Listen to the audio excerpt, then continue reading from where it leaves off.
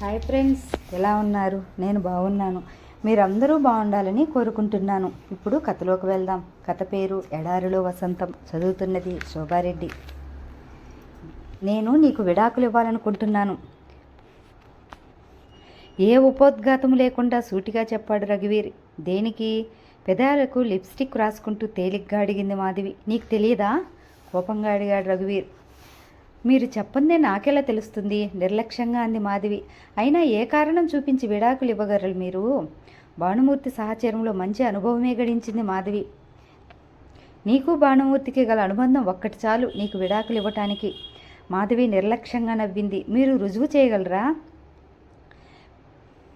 మీ కామక్రీడలను కల్లారా చూసిన నీ కన్న కూతురి సాక్ష్యం ఒక్కటి చాలు మాధవి విడాకులు సంపాదించడానికి. ఇప్పటికైనా నన్ను వదిలిపెడితే సంతోషిస్తాను. మాధవి మొహం ఒక్క నిమిషం నల్లబడింది. కానీ వెంటనే తేరుకుంది.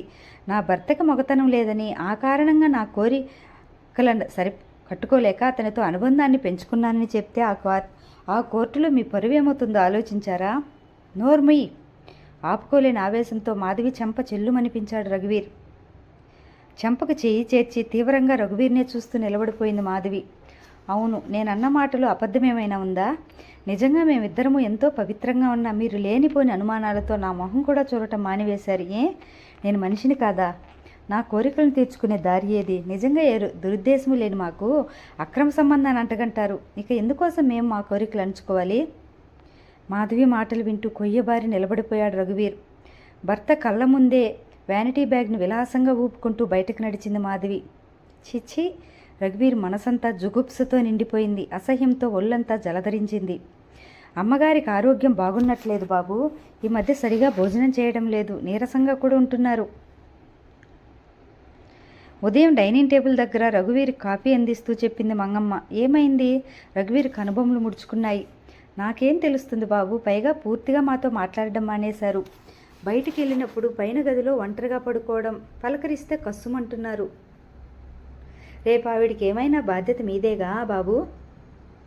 తల పంకించి డైనింగ్ టేబుల్ ముందు నుండి రఘువీర్ మాధవిని ఒకసారి ఎగ్జామిన్ చేయవలసిందిగా డాక్టర్ చౌదరికి ఫోన్ చేసి తన దారిని తాను ఆఫీస్కి వెళ్ళిపోయాడు. ఇంతలో ఫోన్ మోగింది. ఫైల్ నుండి తలెత్తి రిసీవర్ చేతిలోకి తీసుకున్నాడు రఘువీర్. Hello, రఘువీర్ speaking. హలో, నేను డాక్టర్ చౌదరిని. అర్జెంటుగా మీరు ఒక పార్టీ అరేంజ్ చేయాలి. అవతల నుండి నవ్వుతున్నాడు డాక్టర్ చౌదరి. ఎందుకు? అయోమయంగా అడిగాడు రఘువీర్. గట్టిగా నవ్వాడు చౌదరి. ఏమైనా నువ్వు ఆదర్శ భర్తవు కాదు రఘువీర్. మీ ఆవిడ కొంట్లో బాగుండలేదని నన్ను ఒకసారి పరీక్ష చేయమని ఫోన్లో చెప్పి పూర్తిగా 2 గంటలు కాలేదు, అప్పుడే మర్చిపోయావు. డాక్టర్ చౌదరి ఫోన్ చేశాడనగానే అదుర్దాగా, డాక్టర్ నా వైఫ్కి ఎలా ఉంది, ఏమైంది అని అడగవద్దు. సరే ఇప్పుడు చెప్పండి, ఇంతకీ ఆవిడికి ఎలా ఉంది? విసుగులు దాచుకుంటూ అడిగాడు. నీకు లౌక జ్ఞానం కూడా తక్కువేనయ్యా. డాక్టర్ రోగిని చూసి పార్టీ ఇమ్మంటే అర్థమేమిటన్నమాట. నువ్వు తండ్రి కాబోతున్నావని ఆ మాత్రం తెలియదటయ్యా. తెలుసు నుమాలు చూడలేవేమిటి? రఘువీర్ తలపై పిడుగు పడినట్లయింది. తర్వాత మాటలు చెవులకు చేరనేలేదు. రిసీవర్పై గట్టిగా బిగుసుకుని చెయ్యి. హలో హలో, ఏమిటయ్యా బాబు, అప్పుడే కలలు కనేస్తున్నావేమిటి? ఇప్పుడే మొదటిసారి తండ్రిని కాబోతున్నట్లు తండ్రివి. రఘువీర్కి వ్యాసక్తిమైన విషయం తెలియని డాక్టర్ చౌదరి అటువైపు నుండి గట్టిగా అరుస్తున్నాడు. Thank you doctor. మెల్లిగా రిసీవర్ని యథాస్థానంలో పెట్టి రివాల్వింగ్ చైర్లో వెనక్కి వాలాడు రఘువీర్. మనసులో ఏవేవో ఆలోచనలు. ఒక విధంగా రఘువీర్ మనసు శాంతించింది. ఏదో నిర్ణయించుకున్నవాడిలా మిట్ట మధ్యాహ్నం ఇంటికి బయలుదేరాడు. డాక్టర్ చౌదరి చెప్పిన వార్త మాధవిని ఆనందంలో ముంచివేసింది. 2 బిడ్డల తల్లి అయినా డాక్టర్ చెప్పే వరకు తనకెందుకు తోచలేదో. మాధవి నుండి ఫోన్ అందుకున్న భానుమూర్తి వెంటనే మాధవిని చేరుకున్నాడు. అంత అర్జెంటుగా రమ్మని మాధవి ఎందుకు ఫోన్ చేసిందో భానుమూర్తి ఊహకు అందలేదు. మాధవి మొహం సంతోషంతో వెలిగిపోతుంది. బావా, నీకు మంచి బహుమతి ఇవ్వనా? భానుమూర్తిని చూస్తూనే సంతోషంతో అతనిపై వాలిపోయింది. ఏమిటి మాధవి?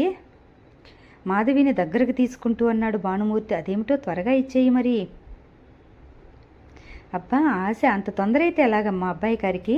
ఆ బహుమతిని అందుకోవటానికి ఇంకో 6 నెలలు ఆగాలి మరి. మాధవి మాటలు గతుక్కుమన్నాడు భానుమూర్తి. కనుబొమ్మలు ముడుచుకున్నాయి. ఏమిటి ఈ మాటలు? తను తరచుగా నవలలో రాస్తున్న డైలాగులు, భార్యాభర్తల నడుమ జరగవలసిన సంభాషణ. ఏమిటి మాధవి, త్వరగా చెప్పు ఆత్రంగా అడిగాడు భానుమూర్తి. నీ బిడ్డకు తల్లిని కాబోతున్నానన్న భావన నాకు ఎంత గర్వాన్ని కలిగిస్తుందో అనుకున్నావు? మాధవి అప్పటికప్పుడే కలలోకి జారుకుంటుంది.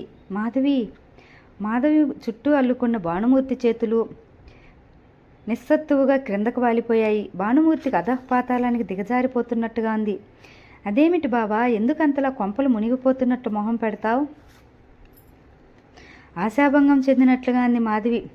నీకు సంతోషంగా లేదు? ఓ, నీకు కూడా భయమేనా? నీ హీరోయిన్లంతా అంత ధైర్యస్తులే మరి, కవ్విస్తున్నట్లుగా అంది మాధవి. ఇప్పుడెలా, ఏం చేయటం? భానుమూర్తికి ఏం చేయాలో తోచటం లేదు. ఏదో ఆలోచించిన మనసును తోచి భారమంతా తీరిపోయినట్లుగా రిలీఫ్గా ఫీల్ అయ్యాడు. అదేమిటి మాధవి అలాగంటావు? నీ భర్త రఘువీరు ఉండగా నా బిడ్డకు తల్లినవుతున్నానని చెప్తున్నావేమిటి మాధవి? నిజమే, ఇద్దరు పురుషులతో అనుబంధాన్ని పెంచుకున్న స్త్రీకి తన గర్భస్థ శిశువుకి తండ్రి ఎవరో చెప్పగలదా? ఇంత గొప్ప రచయితవి ఆడదాని మనసున ఆ మాత్రం అర్థం చేసుకోలేవా బావా? మన మధ్య అనుబంధం పెరిగిన తర్వాత ఆయన నా చిటికిన వేలు కూడా ముట్టుకోలేదు తెలుసా? గర్వంగా చూసింది మాధవి. మాధవి, ఏమిటి నువ్వు అంటున్నది? నమ్మలేనట్లుగా అడిగాడు భానుమూర్తి. ఇప్పుడు ఈ గండం గడవడం ఎలా? క్షణం ఆలోచించి అన్నాడు. ఈ రహస్యం మన ఇద్దరి మధ్యనే ఉండిపోవాలి మాధవి. నేను డాక్టర్తో మాట్లాడి డేట్ ఫిక్స్ చేయిస్తాను. 3వ కంటి వాడికి తెలియకుండా అబార్షన్ చేయించేసుకో. సమస్యకు పరిష్కార మార్గం దొరికినందుకు మనసు తేలికపడింది భానుమూర్తికి. బావా, నీకేమైనా మతిపోయిందా? మన ప్రేమ ఫలాన్ని చేజేతులు నాశనం చేయించుకోమంటావా? నేను మాత్రం అంగీకరించును. నీ రక్తాన్ని పంచుకుని పుట్టిన నీ బిడ్డ ఎంత గొప్పవాడవుతాడో. పరిస్థితులను అర్థం చేసుకోవే మాధవి. రఘువీర్కి ఈ విషయం తెలిస్తే ఏం జరుగుతుందో ఆలోచించావా? మాధవి మొండితనానికి విసుగు కలుగుతోంది భానుమూర్తికి. ఆ మాత్రం పరిస్థితులను అర్థం చేసుకోలేకపోతే ఎలా? సరిగా రావలసిన టైంలోనే వచ్చానన్నమాట అంటూ లోపలికి వచ్చిన రఘువీర్ని చూస్తూనే కంగారు పడిపోయాడు భానుమూర్తి. అబ్బే, మీరు ఇంట్లో ఉన్నారో లేదో చూద్దామని వచ్చాను. బ్యాంకుకు వెళ్ళి వస్తూ రఘువీర్కి సంజాయిషి చెప్పుకున్నట్లుగానే ఇక వెళ్ళి వస్తాను మెల్లిగా జారుకోపోయాడు. అరే, అదేమిటయ్యా, నా కోసం లోపలికి వచ్చిన వాడివి నన్ను చూడగానే వెళ్ళిపోతావే? హేళనగా అన్నాడు రఘువీర్. మిమ్మల్ని అనవసరంగా శ్రమ పట్టడం నాకు ఇష్టం లేదు భానుమూర్తి. డాక్టర్ చౌదరి నాకు విషయమంతా ఫోన్ చేసి చెప్పాడు. ఇంతకాలం మాధవిని వదల్చుకునే మార్గం తోచక మౌనం వహించాను. నేను వ్యాసెక్టమీ చేయించుకున్న తర్వాత నా భార్య గర్భవతి అయిందన్న కారణంగా నా ఆపరేషన్ ఫెయిల్ కాలేదని రుజువు చేసుకుని నిమిషాల మీద విడాకులు సంపాదించగలను నేను. ఇప్పుడు చెప్పండి మర్యాదగా, నా ఇంటి నుండి, నా జీవితం నుండి మీ ఇద్దరు తప్పుకుంటారా లేక నన్ను కోర్టుకు వెళ్ళమంటారా? హేళనగా అన్నాడు రఘువీర్. ప్లీజ్ రఘువీర్, మీరు తొందరపడకండి, ఇబ్బందిగా తప్పనిసరి అన్నట్లు చెప్పాడు భానుమూర్తి. తొందర? విరగబడి నవ్వాడు రఘువీర్. చాలా బాగుంది భానుమూర్తి. నా భార్య నా ఇంట్లో తన ప్రియునితో యథేచ్ఛగా వ్యవహరిస్తోందని తెలిసి సహించి ఊరుకోవడం నా తొందరపాటు. ఎవడికో బిడ్డను కంటున్న భార్యను వదిలేయడం తొందరపాటు. బాగుంది, చాలా బాగుంది మూర్తి. మీతో వాదనలు అనవసరం. తక్షణం నా ఇంటిని వదిలి వెళ్ళాలి, లేకపోతే పోలీస్ కంప్లైంట్ ఇవ్వవలసి వస్తుంది. ఖచ్చితంగా అన్నాడు రఘువీర్. పదబావా, ఇప్పటికైనా ఈ అడ్డు తొలగిందని సంతోషించక ఆయన్ను బ్రతిమలాడతాడేమిటి? చిరాకు పడింది. శుభం, నేను ఆఫీస్కి వెడుతున్నాను. పిల్లలు స్కూలు నుండి తిరిగి వచ్చేలేపు సమయానికి వస్తాను. మేము తిరిగి వచ్చేసరికి నీ గుర్తులు కూడా ఇంట్లో మిగలకూడదు. మాధవి వైపు తీవ్రంగా చూసి విసవిస బయటకు నడిచాడు రఘువీర్. మాధవిని తన వెంటకు తీసుకెళ్ళక తప్పలేదు భానుమూర్తికి. ఏడమ్మా? భానుమూర్తి మధ్యాహ్నం అనగా పర్మిషన్ తీసుకుని వెళ్ళిపోయాడు. అటు ఆఫీస్కి రాలేదు. ఇంటికైనా వచ్చాడేమోని ఇక్కడికి వచ్చాను. ఇంతకు ఏమైనట్టు?